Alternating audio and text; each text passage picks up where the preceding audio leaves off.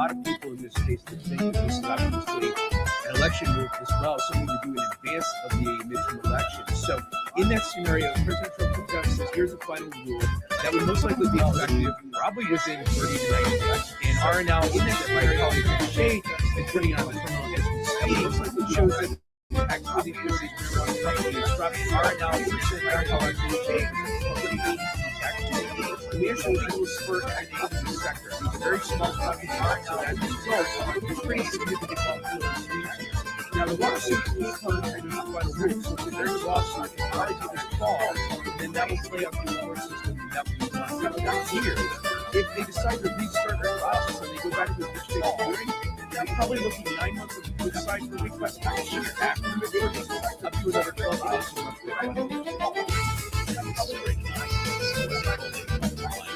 Looking at the reaction, and the hot stocks that you always say have hot sauce on them, is the NSOS, which is the advisor shares pure U.S. cannabis ETFs, is up 27%. It's trading above $5. For a little perspective, this thing topped out in 2021 in the low to mid 40s. So we've got a long way to go to get there. It's up 30%, so raise up 70%. These are investors who are in the and we also have those that does not do not give this cannabis access to banking services. That's absolutely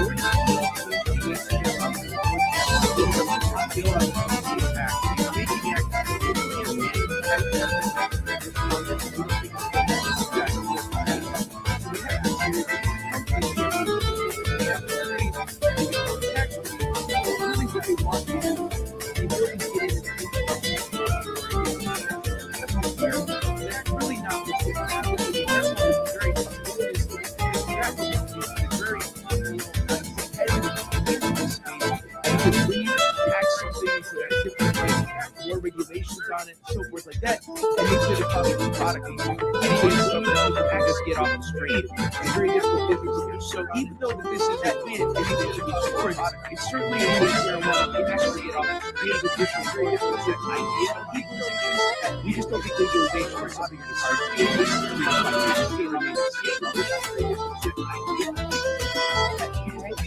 continue to watch the space just as they continue always does giving us intelligence. We appreciate it.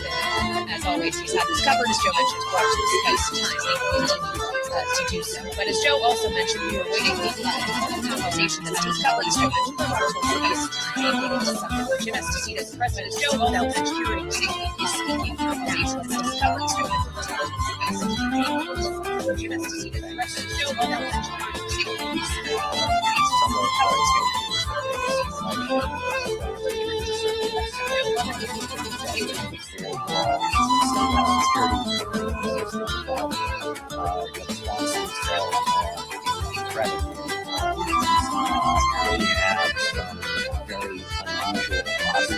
interests, and I find myself really connecting with them and open up and talk about their interests outside the office. And so I feel like there's more working people there than the new bosses, I'm driven from job. I hired details, Citadel Securities has done the bosses. There's block trading and credit as it is in retail. Citadel U.S. I would say no small numbers of block trading, also yeah, look, it's that now about I would say no small numbers of block trading. Many of you have seen us as you suggested when I got there, we were already done execution challenge. Cross-border equities and fixed income. We are now equally focused on building out high-touch efforts to really build important relationships with clients. I say going well, we want to take you through a couple of broadening out our product suite with storytelling. We look at the rates markets globally. We now rank top 3 in U.S. Treasury funds, dollars, interest rate swaps, investment grade credit business. We stood up less than 2 years ago. We're in the top 5. And then to your point, we global equities. We were already executing in the top 5 that we were already executing more equity flow on a daily basis than any other competitor on the planet. On any given day at CMS Securities, we execute close to 25% of daily U.S. equity volume. We represent about a third of the volume on the New York Stock Exchange. I look at our listed equity options versus year to date. We send out something like 35 40,000 option quotes into the market. And now we're accomplishing all of that professionals. So the breadth and the scale is impressive, but we believe our technology is how different headcounts, how little headcounts they have, I think really sets us apart from some of the traditional banks. My colleague here at Bloomberg Authority reported yesterday sets us apart from some of the traditional banks.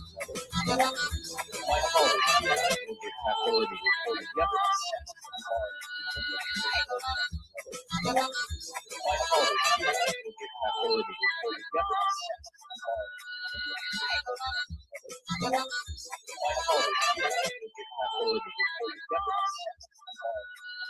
My colleague here at Bloomberg Authority reported yesterday sets us apart from some of the traditional banks. My colleague here at Bloomberg Authority reported yesterday sets us apart from some of the traditional banks. My colleague here at Bloomberg Authority reported yesterday sets us apart from some of the traditional banks. My colleague here at Bloomberg Authority reported yesterday sets us apart from some of the traditional banks. My colleague here at Bloomberg Authority reported yesterday sets us apart from some of the traditional banks.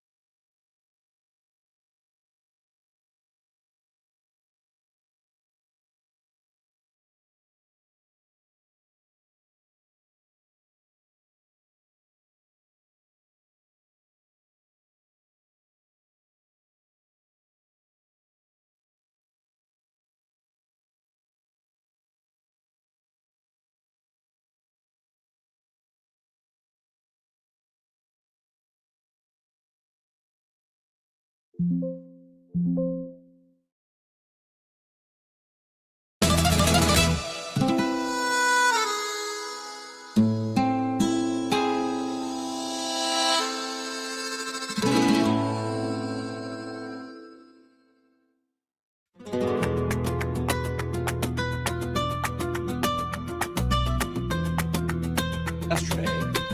that JP Morgan stopped sending pieces of its big equity orders to Citadel Securities because you're now competing with one another.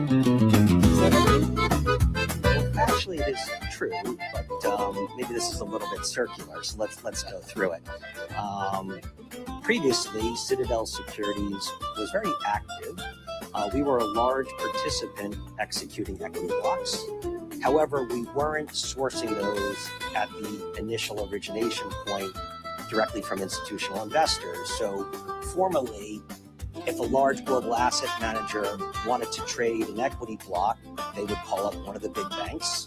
Let's assume one of those big banks like JP Morgan got hit on that block. JP Morgan would then call Citadel Securities, and we would take a piece of that block from one of the bank partners.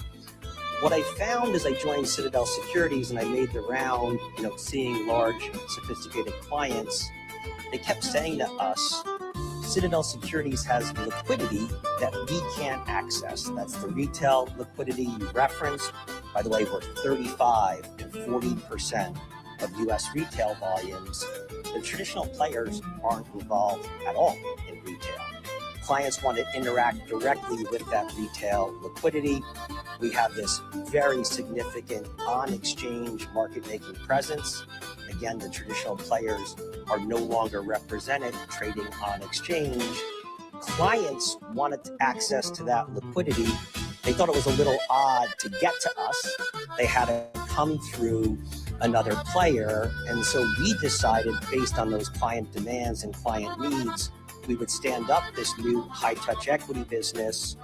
We've only been at it for a couple of months, and I'm really pleased to report, it's hard to get the exact data, but I suspect we rank already top 3 executing equity blocks, and we've only been at it for a couple of months.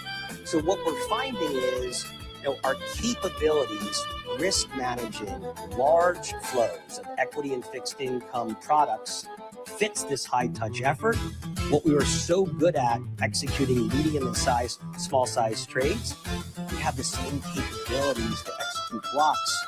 Now we're pairing that together, and I think clients are really delighting in that experience. I would imagine, though, that you still... It's Jim Esposito, the president of Citadel Securities, speaking at the Bloomberg Global Markets and Banking Summit. We just wanted to put an ear on that conversation for you because you won't hear it anywhere else. I'm Joe Matthew alongside Kaylee Lyons in Washington. Thanks for being with us on the Wednesday edition of Balance of Power.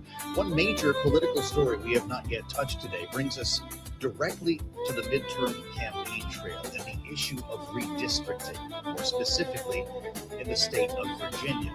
This is, of course, a process that began with President Trump's call for Texas to redraw its congressional maps.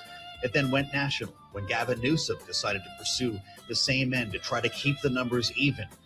In California, other states have weighed in, and now Virginia voters have approved a referendum to draw new congressional maps there as well. That could add as many as 4 Democratic seats to the House of Representatives. There are many wondering if in the end this entire exercise will be a wash because Florida has yet to weigh in. But right now, Virginia gives Democrats an advantage of 1 seat on a national level. And we wanted to hear from our panel on this. Bloomberg Politics contributors Jeannie Shanzano and Rick Davis are with us now. Jeannie is our Democratic analyst and democracy visiting fellow at Harvard Kennedy School's Ash Center. Rick is a Republican strategist, partner at Stone Court Capital. So you got it done, Jeannie, and it was a close one. It was just 51% of the vote that went with Democrats, who far outspent Republicans. Will this end up being a wash in the end? It very likely could. As you said, we're still waiting for Florida. But I think for Democrats in particular, putting aside whether they end up with +1 seats like they may have now or it's a wash, I think the Democratic Party has given the base what it has long been asking for. And I think it was all encapsulated by Hakeem Jeffries last night, who said essentially what I think of as the new mantra for the base, which is that when they go low, we hit back. Quite a change from Michelle Obama's when they go low, we go high. And that is something the base has been asking for. So it's a win from that perspective. But numbers wise, I've always thought this thing was probably going to end up a wash. Gerrymandering is tricky business. You can't assume you know the outcome. Well, and when we consider the idea that you can't assume you know the outcome, Rick, even if we look at the map that they redrew in Texas or the one they could redraw in Florida, they were making certain assumptions about the 2024 voting coalition that elected President Trump that seems now like it isn't really fully intact. So whether you're Texas, thinking about whether these seats are actually going to be more likely Republican than not, or Florida, wondering if you want to go down the path that Texas did, and assuming you can maintain a certain portion of the Latino vote, how carefully would you be treading here? Yeah, when the president kicked off these redistricting wars, Kaylee, he had this concept in mind that he cut into Democrat support amongst Latinos and Hispanic voters, young people, independent voters. None of that seems to be apparent today. So as you say, you take really hardcore Republican districts in Texas and you have to thin them out a little bit, put some Democratic constituencies in there because you've got to make up some new Republican districts. And what you've done is you basically take 5 districts, you make them 10, but none of them are as powerful as they once were as far as Republican voters, especially with the flight of these traditionally Democratic constituencies. And I don't know if it's actually even. I mean, like the point Jeannie made was maybe on paper and districts changing. But I think if you had to look at all these districts combined and the kind of numbers that the president has going into midterm elections, you'd have to say not only is the actual structural redistricting a wash, but you've now created probably a dozen Republican seats that could be flipped wherein they wouldn't have done before. Well, to that end, Jeannie, Alex Conant said before, but a Republican strategist from Firehouse earlier in the program, that while this may not help Democrats or Republicans if this is a wash, that it might help America by creating more purple districts, more competition for elected office. Is there any truth to that? I agree. We do need more competition for office, but mid-decade redistricting is not the way we need to get that done. We need to rethink the way that we run our elections. And, I think this issue of buyer's remorse, we are hearing that in Texas from some people on the right who are as concerned about exactly what Rick was just describing. And also, as we look at Florida, I mean, Governor DeSantis has called for this special session to think about redistricting. Could get them maybe 2 to 3 seats. But you hear from people who say, look at how Florida elections and special elections and local elections have gone, even Donald Trump's home district. And you've got to scratch your head and wonder, even if they redraw the map, are they really going to end up with 2 or 3 more seats? Or are they at risk of losing even more? So you may see some buyer's remorse. I mean, if I was in the GOP, I would say, hold up, Governor DeSantis. I don't think it's a good time to be doing this in Florida right now. I guess we'll see what Governor DeSantis decides. Jeannie Shanzano, Rick Davis, Bloomberg Politics contributors, both of them, thank you, as always, for being our political panel today as we track the redistricting news in Virginia and, of course, tracking a lot of other news on this Wednesday, specifically in regard to the ceasefire in Iran, which President Trump has said is extended until Iran submits a proposal for a new deal. No news on whether or not Iran has done so, whether it intends to do so. Joe, frankly, we haven't heard that much from the various factions within the Iranian power structure right now. That's for sure. 3 to 5 days, says the president, but we have no sense really of when the next round of talks might happen. We'll keep tabs on this for you. Much more ahead on Balance of Power, live from Washington on Bloomberg.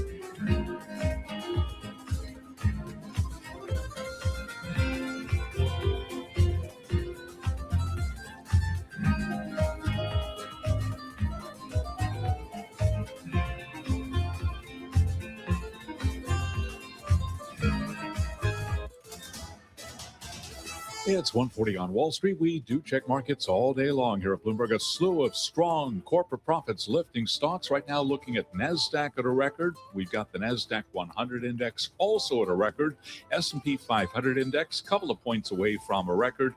Dow Industrials, they're pushing higher. Got to get above 50K for any talk about records once again on the Dow, but up right now by 281,000. 49,430 on the Dow, up by about 0.6%. S&P up 0.9%. Nasdaq right now up 1.4%. Nasdaq 100 index up 1.5%. All of this is the SOX, the Philadelphia Stock Exchange Semiconductor Index continues to push higher ahead of semiconductor earnings after the bell today. Right now, the index up by 2.5%. The VIX below 20, and a 10-year at 4.29%. Gold up 0.3%. Spot gold right now at $47.35 the ounce on a day when stocks are pushing higher. Also, we've got oil higher, up at 93.08 a barrel on WTI. West Texas Intermediate crude up now by 3.8%. Brent up 3.4%, 101.85 a barrel.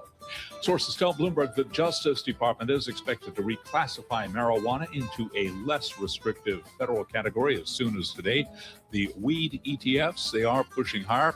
Right now, case in point, we've got shares of MJ, that is the Amplify Alternative Harvest ETF, up by 16.3%. Also, the Advisor Share Pure U.S. Cannabis ETF, up now by 22.7%. And among some of the pure play names right now, Canopy Growth up 20%, Tilray up 12%, Curaleaf up by 27%. For on-demand news 24 hours a day, subscribe to Bloomberg News Now wherever you get your podcasts. Joe and Kaylee, that is up Bloomberg Business Flash. All right, Charlie Pellet tracking the markets for us. Thank you so much. I'm Kaylee Lyons alongside Joe Matthew here in Washington. Thanks for being with us on Balance of Power on Bloomberg TV and radio, where we've been tracking a lot of breaking news today. And frankly, we were tracking a lot of breaking news yesterday as well, whether it was from the ceasefire extension that President Trump announced when it comes to Iran, or of course the news that crossed late in the 5 o'clock hour that Bloomberg exclusively reported that unauthorized users had gained access to Mythos. Of course, this is Anthropic's new AI model that was deemed so dangerous that they were only releasing it to a small group of companies and users. In fact, the Treasury Secretary Scott Bessent and the Fed Chair Jerome Powell actually convened the leaders of banks in Washington earlier this month to talk about the cybersecurity risk specifically that this model could pose. And yet, Joe, given all of the hype around the danger of this and how carefully restricted Anthropic wanted to treat this model, apparently a group of private users were able to gain access to it. Yeah, I want to know more about who this is. I think we all do, of course. Unauthorized users said to be hobbyists when we spoke with Mike Shepard last night. And ahead of our conversation with the representative from Rhode Island, we're going to talk to Seth Magaziner in a moment, who's not only on Homeland Security, but the subcommittee on counterterrorism. Let's get the latest on this. Shep is back with us right now in our Washington studios here. Do we have a better sense of who these hobbyists are? You know, we don't.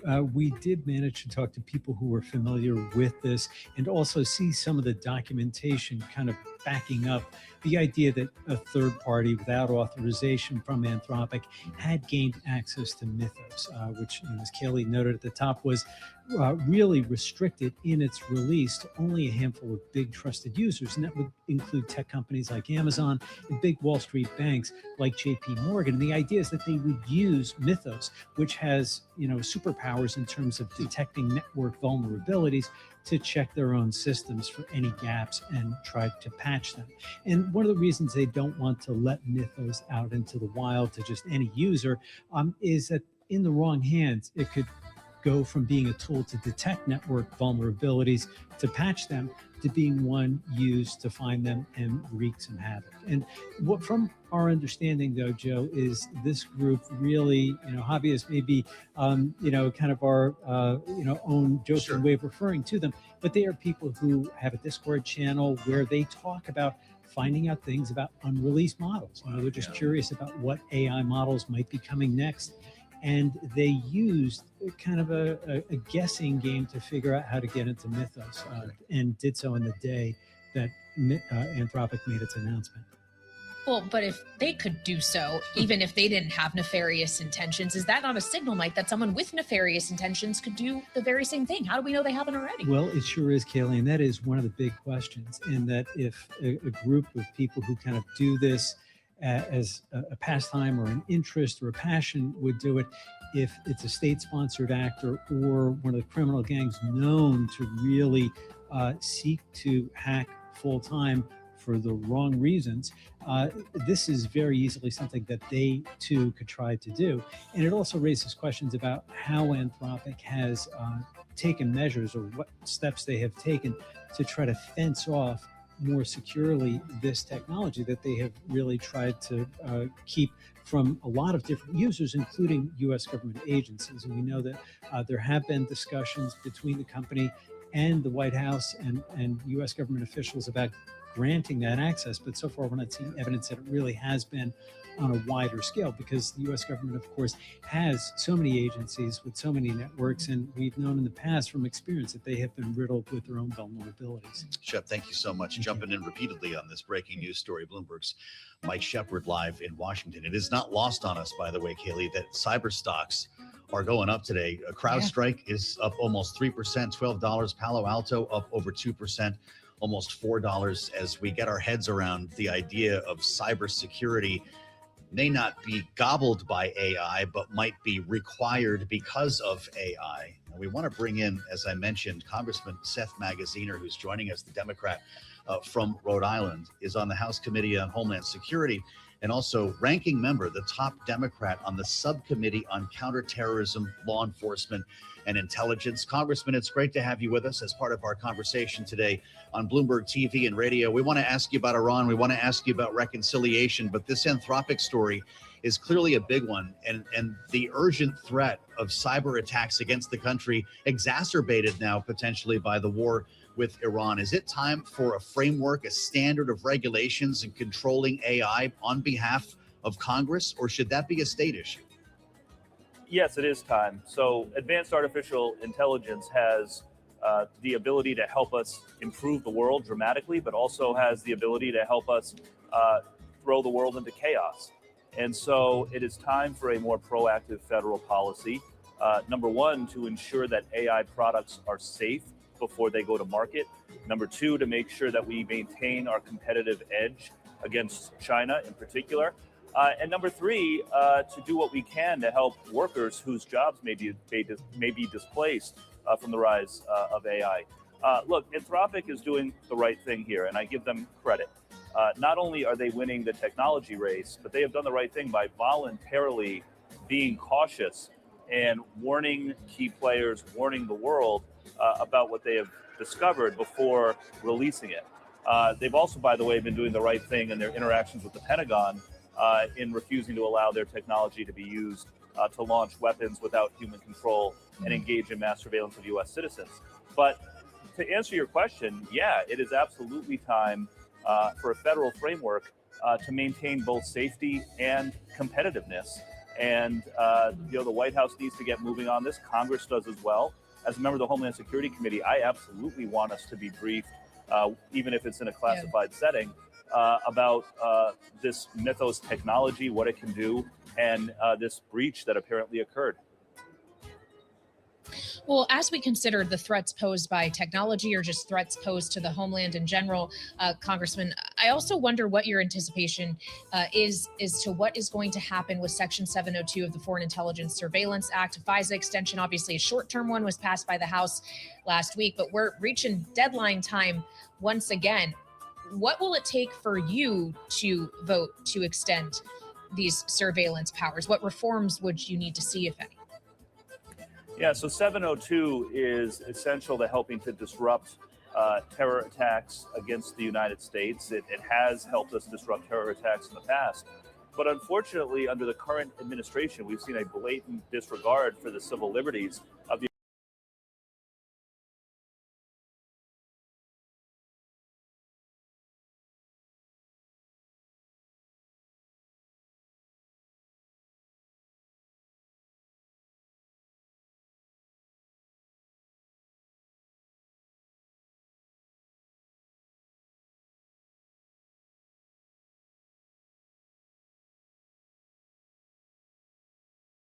Suspected terrorists, that's another matter entirely. I don't think there's any dispute that our intelligence agencies need to continue to maintain their ability to intercept communications of foreign persons of interest.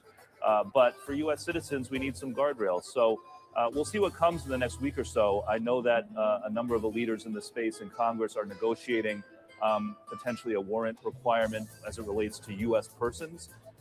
But we need to keep 702 going, but do it in a way that maintains the civil liberties of the American people. And unfortunately, the current administration has given us a lot of reasons not to trust them to use the tools at their disposal responsibly without congressional guardrails in place. Congressman, we're seeing headlines on the situation in Iran, with the Iranian president saying that the blockade and threats by President Trump and the administration are the main obstacles to peace.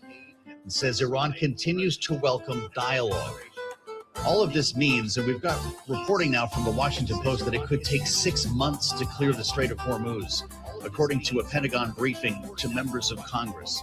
I'm looking at an average price for a gallon of gas right now at $4.02, up dramatically from where we were before the war began.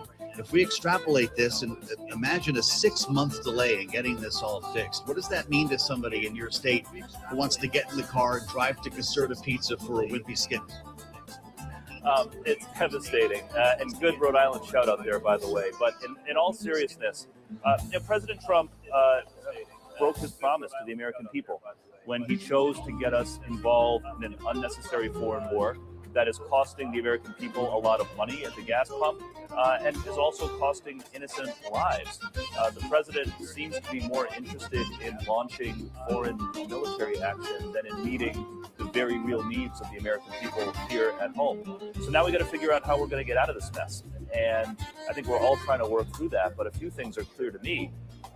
First, the administration needs to rebuild our alliances with our allies, with our European allies, with allies across the Middle East. Instead of insulting them, we need to rebuild those relationships so that we can have a united front. Number two, fire Pete Hegseth already. Let's get the adults back in charge at the Pentagon. And let's recommit ourselves to diplomacy here, led by experienced negotiators, not the president's son-in-law. I think if we can get back to a higher degree of professionalism, we will figure out how to get ourselves out of this mess faster. But this is clearly a challenging situation that was unnecessary. We're in it now, and we got to find a way out. Well, I was told by Senator Elizabeth Warren in a conversation we had with her last night, Congressman, that the clock on the 60 days the president has in terms of leeway via the War Powers Act is still ticking, even if we are in, quote unquote, a ceasefire, given the U.S. Navy is still maintaining this blockade. Are you hearing from your Republican colleagues as we approach the end of that 60-day window that something is going to change at that time? Could we see Congress step up to check the president in a more material way? It may. Unfortunately, not enough of our Republican colleagues seem ready to stand up to the president on anything, even after all of the missteps that he has made. Listen, I think the legalese around the legality of the war and whether that 60-day clock is still ticking is a gray area. But what is not a gray area for me is that this war was a bad idea, that we shouldn't have gotten into it to begin with. And we need to push the president to diligently work to get us out of it in a responsible way. And I think that starts by putting, again, some adults in the room to engage in diplomacy and to manage our armed forces in a way that they are deserving of, because tactically our men and women in uniform have done a great job, but strategically the leadership of the White House has failed them.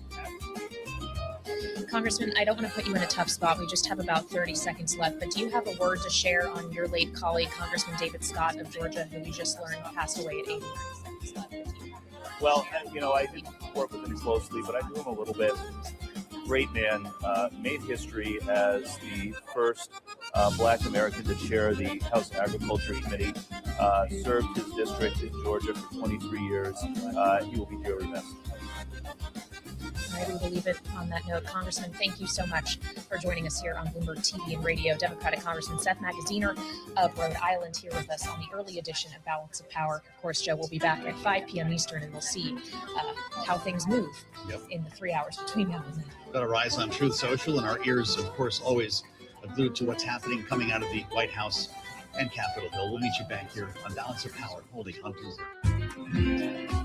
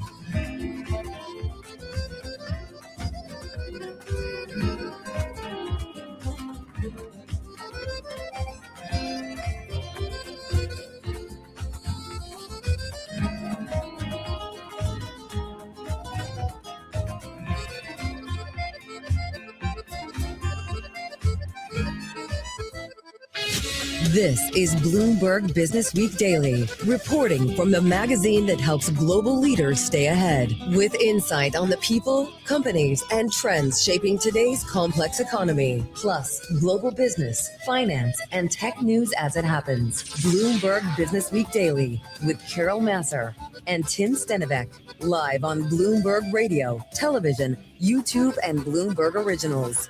And a very good afternoon, everybody. Yes, indeed, we are across Bloomberg platforms. It is Wednesday, April 22nd, 2026. Carol Masser, Tim Stenivek, live here at Bloomberg headquarters in New York City. Stocks bouncing around. We're pretty close to our best levels of the session on the S&P and the Nasdaq 100. A slew of strong corporate profits lifting stocks one day after President Trump extended a ceasefire with Iran. No attempts to resolve that conflict, well, still struggling a little bit without any signs the key Strait of Hormuz will reopen soon. And so that's kind of our backdrop. Once again, I keep saying in the newsroom, we're kind of treading water when it comes to where we are on this conflict and kind of wondering what comes next. Well, oil traders kind of think that high oil prices are going to come next, because even though stocks are higher today, we're also seeing oil higher to the tune of 3.4% on for WTI. Brent up 3.2%, $92 a barrel for WTI. Brent, though, Carol, up above $101 per barrel. Well, and what's interesting, you look at the S&P 500, folks, almost an even split here. A little bit more of a risk off. Almost 300 names are lower in the S&P. We're going to talk about markets, get an update for you in just a moment. Meantime, on the war, we have a former senior advisor on Iran at the State of Department. Ray Takei is back with us. He's going to talk about how the president miscalculated in Iran. We're also going to ask him about, is it a new normal when it comes to relations, Tim, between the United States and Iran? Because it doesn't feel like we can move from here. We're kind of stuck a little bit. And what's the new normal for energy in this country? That's a big question that we are considering this afternoon. The CEO over at Suburban Propane is going to be joining us, talking about the war, energy markets, demand that they're seeing, that the firm is seeing in this war. Yeah, great read on the retail, but that is their kind of big part in terms of revenues. Hey, Tesla, yeah, it's top of mind. They're going to report after the closing bell. So many moving parts. I feel like Tesla itself is really disrupting itself. All those moving parts of SpaceX and AI. Kind of top of mind for us also in the Elon universe about SpaceX buying up that AI startup Cursor, what we need to know. So we're going to do a deep dive into the world of artificial intelligence. Also a deep dive in the world of infrastructure. Jay Hatfield, CEO and CIO over at Infrastructure Capital Advisors, on why he's even more confident in his firm's S&P 500 target of 8,000. Yep, that's his rules. That's where we are headed. All right, let's get a check on the trading day on this Wednesday. Here is Charlie Bell. Thank you very much. Let's put that 8,000 call in perspective. 71.24 where we stand right now on the S&P 500 index. 71.26 is the record on the S&P, so just a couple of points shy right now. However, a record right now for both Nasdaq and the Nasdaq 100 index. Big tech leading the charge higher today. Going to be very interesting to see how the latest batch of tech earnings shake out after the close of trading.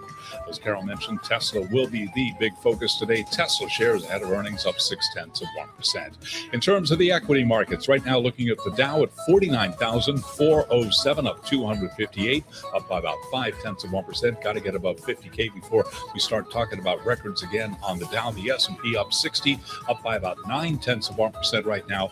Nasdaq up 1.4%. Nasdaq 100 index up 1.5%. The SOX, the Philadelphia Stock Exchange Semiconductor Index, keeps on going up another 2.5%, with the VIX trading just above 19. 10-year 4.29%, with the 2-year 3.78%. Gold is up 0.3%, 47.36 the ounce. West Texas Intermediate crude. Interesting day for energy because we are seeing oil push higher, surging 3.5% on WTI, 92.77, not rattling the equity market, also higher. In fact, Nasdaq had a record. Brent 101.75, barrel of Brent up now by about 3.3%. I mentioned Tesla after the bell. We'll also be hearing from IBM, Texas Instruments, and Lam Research. Recapping, S&P up by 0.9%. Carol and Tim, that is a Bloomberg Business Flash. All right, Charlie, thank you so much. All right, folks, we've been watching in terms of new developments on the war. It does feel like a little bit of a standstill. Bloomberg Economics putting out some research and writing today that in another reversal, President Trump announced a unilateral open-ended extension of the ceasefire on the war in Iran. Now there's no peace, but no active war either. This may become the new normal, a fragile ceasefire without a formal deal, with tensions simmering, sporadic flare-ups, and oil near $100. Is that kind of our new reality going forward? I think a lot of people would look at $100 a barrel for oil and say that is not a reality that we want to live in. It's not where it was at the beginning of the year, it's right? About $60, yeah. Yeah, big difference. Roughly. So it does feel like kind of we're at a standstill of sorts, heading towards that new normal. We have so many questions for our next guest. Back with us is Ray Takei. He's Senior Fellow for Middle East Studies at the Council on Foreign Relations, author of several books, including The Last Shah, America, Iran, and the Fall of the Pahlavi Pahlavi, dynasty and guardians of the revolution, Iran and the world in the age of the Ayatollahs. Former senior advisor in Iran at the State Department, a fellow at Yale and the Middle East Center at UC Berkeley. I could go on and on, but we know we like to talk with you, Ray. Good to have you back with Tim and myself. We are thinking a lot about, is this a new normal? It does feel like we're at a bit of a standstill. Iran knows the Strait of Hormuz is its power, its leverage. I think it's safe to say this White House wants this war over. They don't want to spend, they want to move on. There's midterms coming. Are we headed, though, to a new normal, which comes with new metrics on energy markets and more when it comes to the U.S.-Iran relationship? And if that's true, what do you see as that new normal? Well, if this is a new normal, I'm not quite sure it's sustainable for either country. One of the things that the Islamic Republic has learned from this crisis is they have an ability to disrupt global economies by disrupting global commerce and maritime commerce to the Gulf. And that is not going to change. One of the reasons, in my view, these negotiations are stalemated is not necessarily because of the nuclear issue, although there are many disagreements between the two sides on that. But moving forward, the Iranians believe they have a right to have a say in what goes through the Gulf and what stays out of the Gulf. And that includes perhaps monetizing their geographic position, charging tolls for various ships and so forth on some kind of discriminatory basis, and the basis of that discrimination being politics. So they have learned that this new situation gives them leverage, a security guarantee. And unlike nuclear weapons are something that they could not really use. No country can use it effortlessly. But, blocking straight traffic is something they can do whenever they wish, as they are doing it now. So we're in a situation where status quo ante, in my opinion, is not really to be recreated. Maybe the president knows that, maybe he doesn't. So Interesting. If that's not to be recreated, then how does the U.S. and how do the U.S. and Iran move past this standstill that we're seeing right now? The only way the Gulf can be secure, the only way traffic can get through Gulf with some degree of confidence of safe passage would be considerable concentration of American naval assets for a prolonged, if not indefinite period of time. That is not a commitment that the president has asked the American people to make. But that would essentially ensure that any national waterway is operated free of Iranian hazards. Besides that, you're going to have to come to some agreement with the Iranians where they have some leverage over what gets through and whatnot. But also, there's a considerable cost to the Iranian government themselves. Right now, we're playing this game. Both countries are imposing costs on each other. Obviously, the United States can impose significantly more economic costs on Iran than Iran can on the U.S. But the question isn't the magnitude of the pressure that we can impose and they can impose. The question is which body politic is better prepared or more willing to endure that pressure. The United States with higher gas prices or Iran with a crumbling economy. That's the contest. And I'm not sure if the president has prepared the public for that particular context. The way the Iranian government is trying to do with however degree of success with its own people. So, Ray, is it more about then, it's interesting what you just said, it's not about Iran necessarily having nuclear weapons that they can't really use, but this important channel, the Strait of Hormuz, and controlling that. Is this about kind of changing their economy and so being able to charge for people who go through that and then create, broaden out their economy? I bring that up because there's so many fascinating stories on the Bloomberg about, UAE and talks about a possible financial lifeline. It just struck me as odd. I just thought this whole region was so wealthy, but we also know that they've been trying to change their economy. We had another story about the Saudi Gulf, Live Gulf, right? That they're hinting, that they, I think, had talked about getting out of it or shutting it down, the losses. They've all been trying to change their economies, evolve their economies, make it less energy and less energy dependent. Is that what Iran is trying to do? Well, paradoxically enough, given the fact that the sanctions that Iran has to live with, 50% of the Iranian economy doesn't rely on oil revenues. So this is essentially an economy, I wouldn't say it has diversified, but it has certainly, by compulsion of sanctions, managed to essentially develop other sectors. And whenever you have 92 million people in the country, you have a domestic economy of some sort in terms of internal arrangements and so forth. But the Gulf, the ability to exert influence over the Gulf is not just in terms of monetizing it and getting financial dividends, it's also a strategic lever.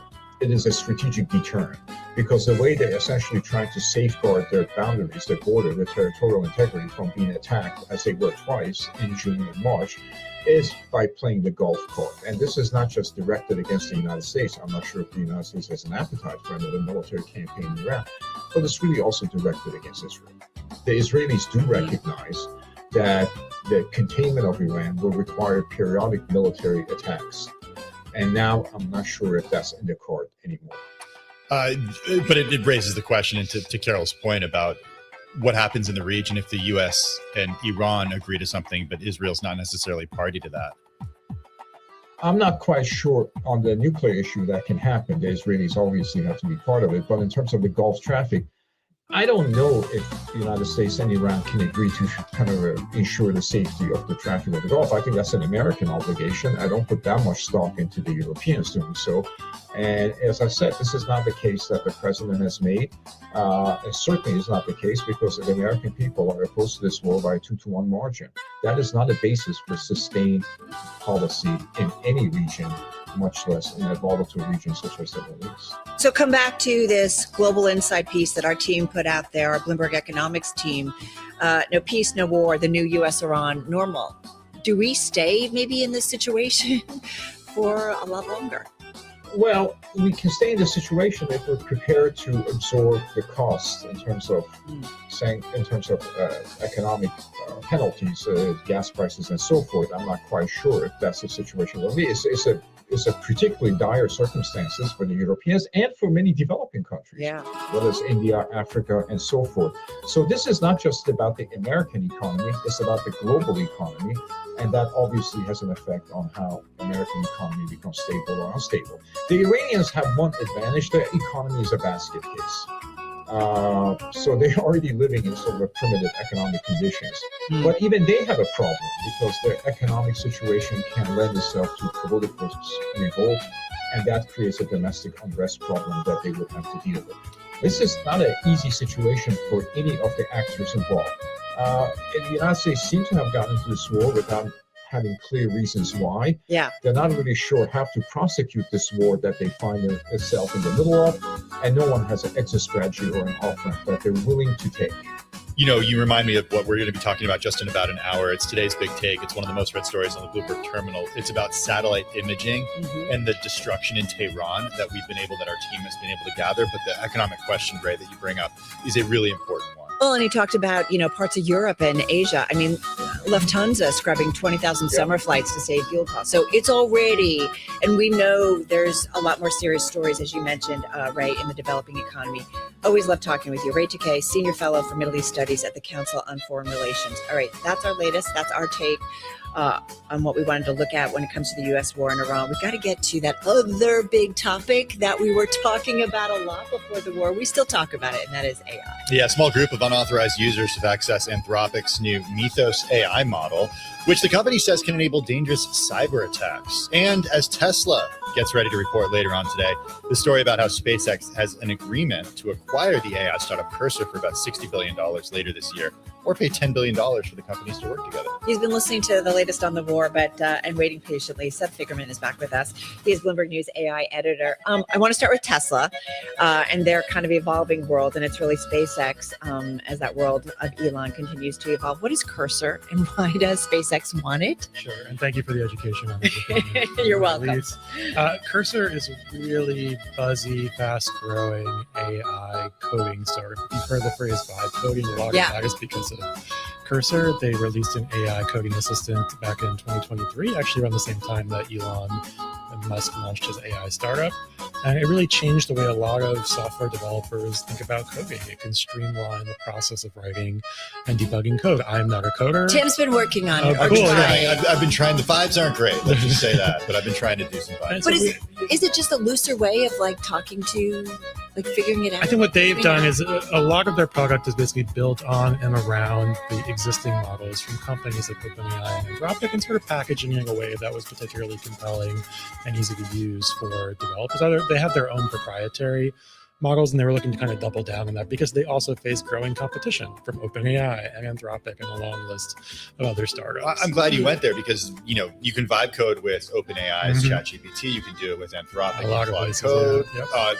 Can't, like to Carol's point, can't you do it using tools from XAI, or they just haven't been able to So figure that out? XAI historically has done well at some things. I mean, it's easy sometimes to write off Elon as something like a bluster, but they did kind of build pretty quickly a compelling large language model to power their chatbot based on a lot of data from Twitter, or X. I still call it Twitter. It's okay. You're in a we good all do. I company. know. I'll never stop. But they have not been as credibly competitive on the coding front. And maybe you could have looked past that at one time, but increasingly we've seen that this is the revenue generator.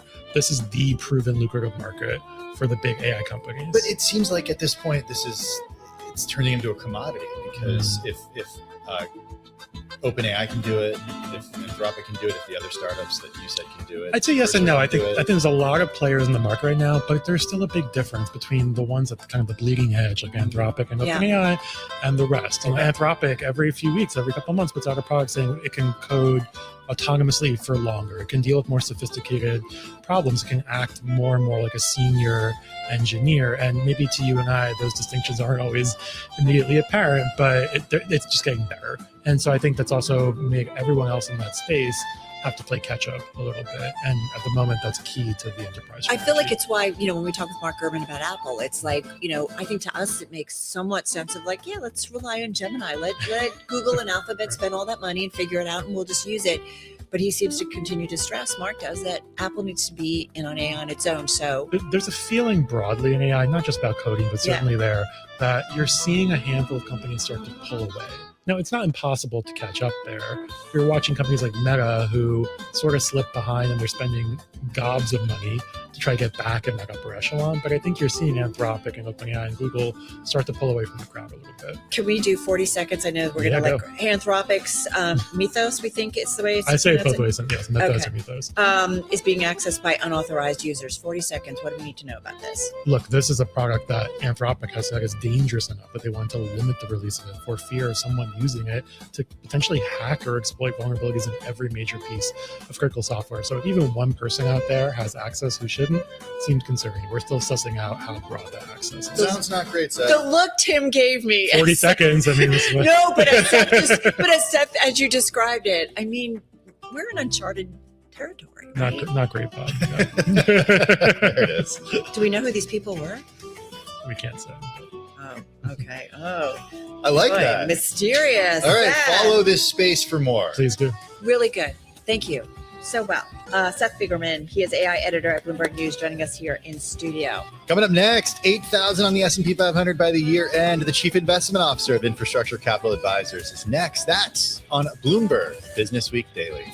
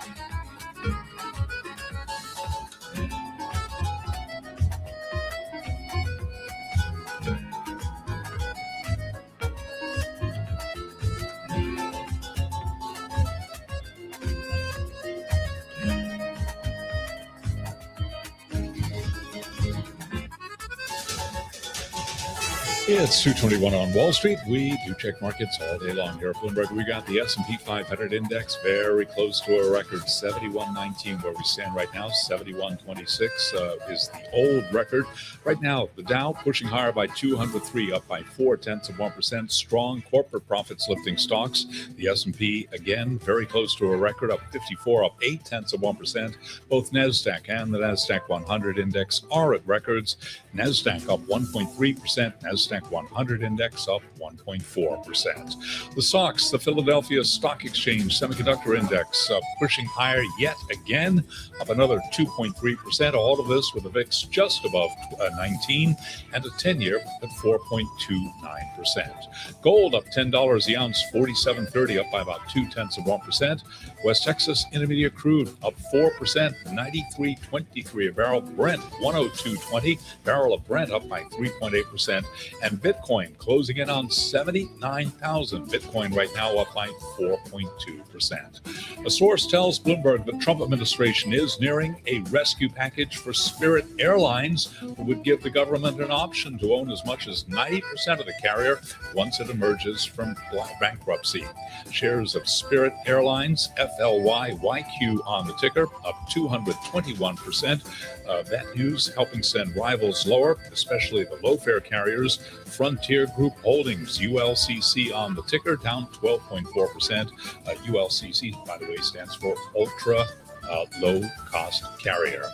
Also reporting earnings today, we did hear from UAL, stock down by 6.8%. We got Southwest after the close of trading today. Southwest Airlines down now by 3.9%. Again, recapping, stocks higher. S&P 500 index right now at 71.17. I'm Charlie Pellet. That is a Bloomberg Business Flash. All right, Charlie, thank you so much.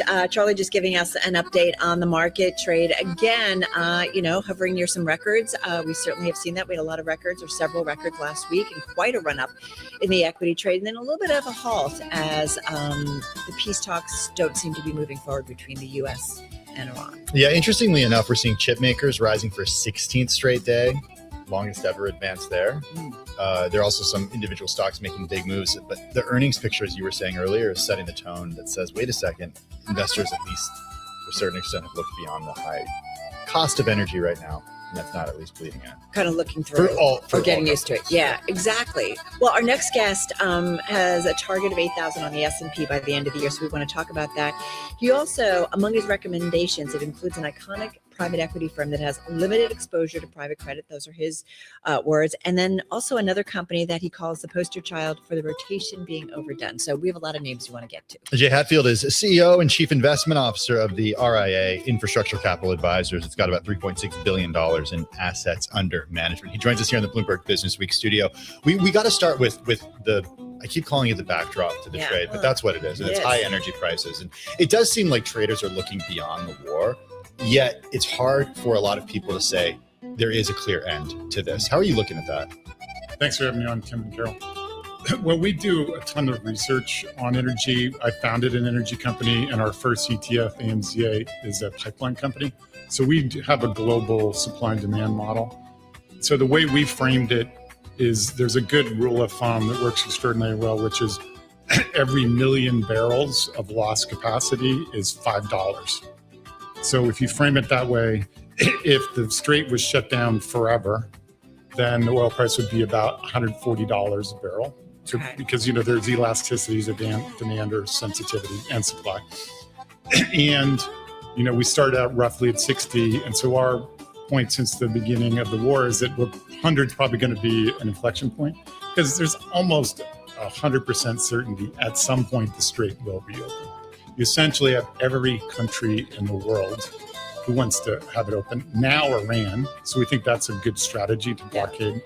Probably not Russia, but that's not that important. So what we always try to do is look longer term. So at some point the strait's going to be open. And so we're bullish long term. And we were bullish in mid-March because there's a cycle of fear and greed. So greed occurs during earnings season, like now. And fear occurs when there's no earnings, and you have hedge funds and other momentum investors typically overshorting stocks like KKR, for instance, in our opinion, and a lot of the tech companies. So that's why we all have jobs, is that you have these inefficiencies in the markets. So you're saying, though, longer term, you assume this year that the Strait will reopen, and probably sooner rather than later in your view, because Iran is feeling the pressure, the price. And even though we had an earlier guest who said they're used to an economy that's just decimated and having problems, and so maybe their threshold for pain is greater, there's a reality that they need the Strait open.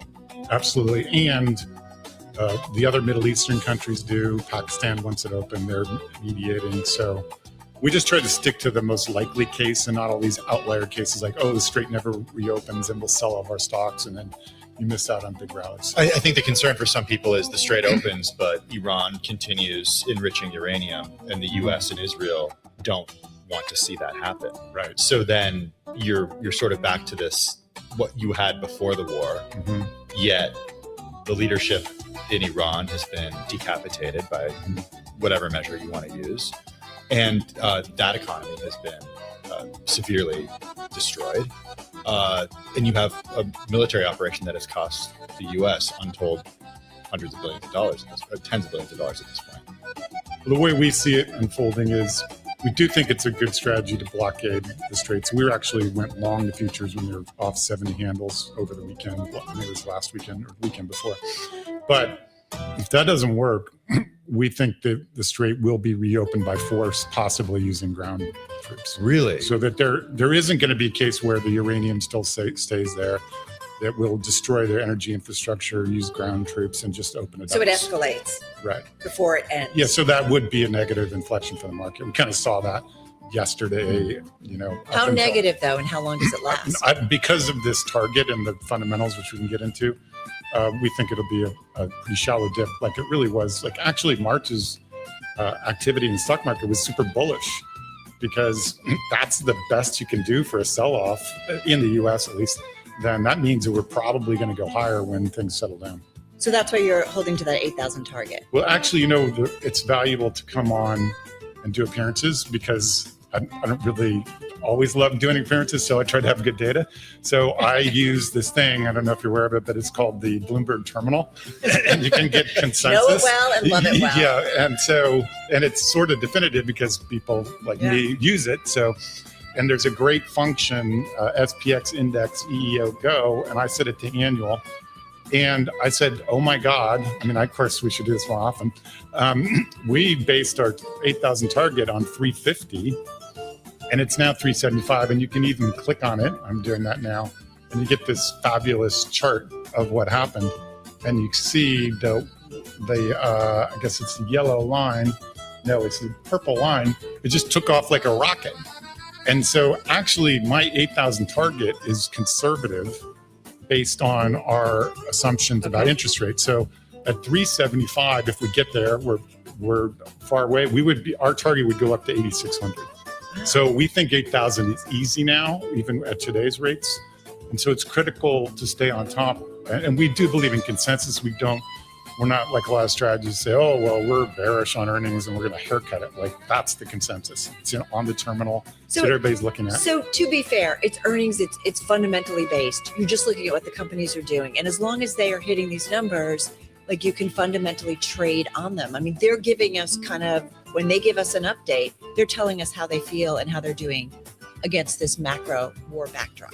Absolutely. And that's why I said be focused on the long term, because those numbers are not only not going down, they're actually going up. So why should you sell your stocks because of the problems in the Middle East?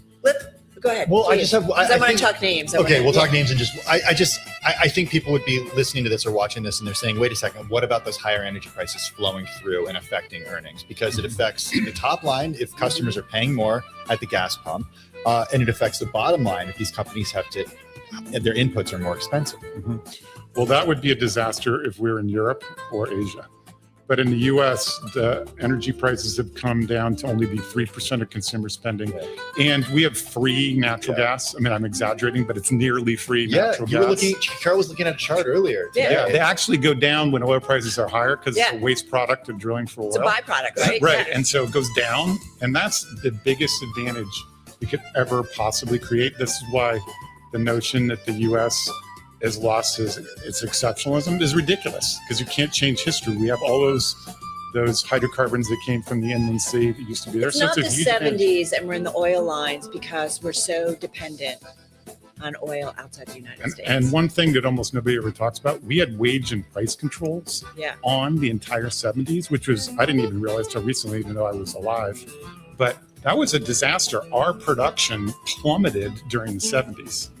So, we obviously don't have that. So we have production. That's why it's only $5 per million, because we're going to produce more in the U.S. So listen, we only have about 3 minutes left here. So you do speaking of the energy sector, you like Cheniere, ticker LNG. It's up about 32% year to date. It's going to report the first week of May. Why that name in particular? Well, MLPs and infrastructure, Master energy limited infrastructure, partnerships. and pipelines are interesting because people kind of hate them.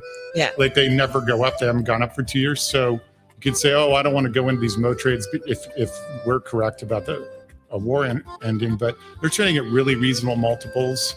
And they're going to benefit long-term because actually the destruction of capacity is long-term in the Middle East. So they have a great situation where everybody wants to source their natural gas now from the U.S. So they have a long-term advantage. So a good value stock, it'll come down when the war ends, but it's a great long-term investment. You mentioned KKR earlier, so I want to give some time on your view on KKR, which is down 16% this year. There's some concerns when it comes to credit, when it comes to private equity. And the firm has said that they've got limited exposure to private credit, but they have, limited some of their cap withdrawals on one of their asset-based finance funds because redemptions were above that.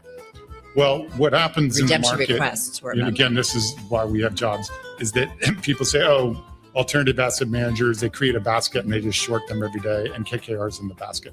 They don't do any work and say, private credit's 15%, and it's probably the best or one of the two best financial services brands in the world. And that's important because they're going in and pitching the CalPERS. And, we could go pitch CalPERS on managing their money for 100 years and never get any money. Yeah. So there's only a few companies like that. So why should that trade at 10 times earnings? It's rallied, that's off the lows, but that should be a 20, 30 multiple company because they raised $23 billion last month during a terrible month. So that company's not going away. They have permanent capital and they have limited exposure. So we prefer that company to ones like Apollo that do have a lot of exposure to private credit. I hate to do this, but we're going to do it. 30 seconds on Amazon, because you have said it is the poster child for the rotation being overdone. It does report next Wednesday, and it's up about 9% year to date, just quickly. So quickly, Walmart trades at 43 times, Amazon at 22 times. Amazon That's grows amazing. over 20. And so you have a PEG ratio of 4 versus 1. I'll pick the PEG ratio of 1. Really interesting. And there's so much going on with that company. I feel like we've had so much news in the AI world, too, about what Jeff Bezos and Amazon is after. Jay, come back soon. Great. Thanks for having me. Really enjoyed it. Jay Hatfield, CEO and CIO at Infrastructure Capital Advisors, joining us. And we mentioned LNG. We're going to kind of stay in that space. Yeah, the CEO at Suburban Propane next.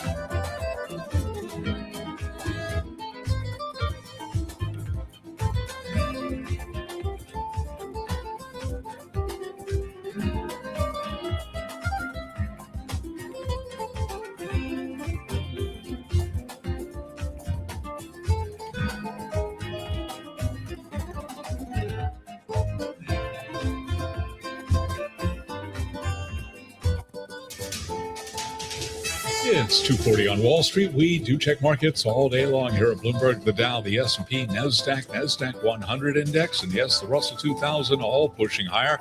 Stocks getting a lift after President Trump extended a ceasefire with Iran. The S&P right now just about 4 points shy of a record, 71.22 where we stand, up 58 now. That is a gain of 0.8%.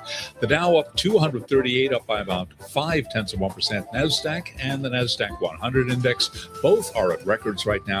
Nasdaq up 1.4%, the Nasdaq 100 index up 1.5%, and the Russell 2000 index of small cap shares gaining now by 0.4%. The SOX, the Philadelphia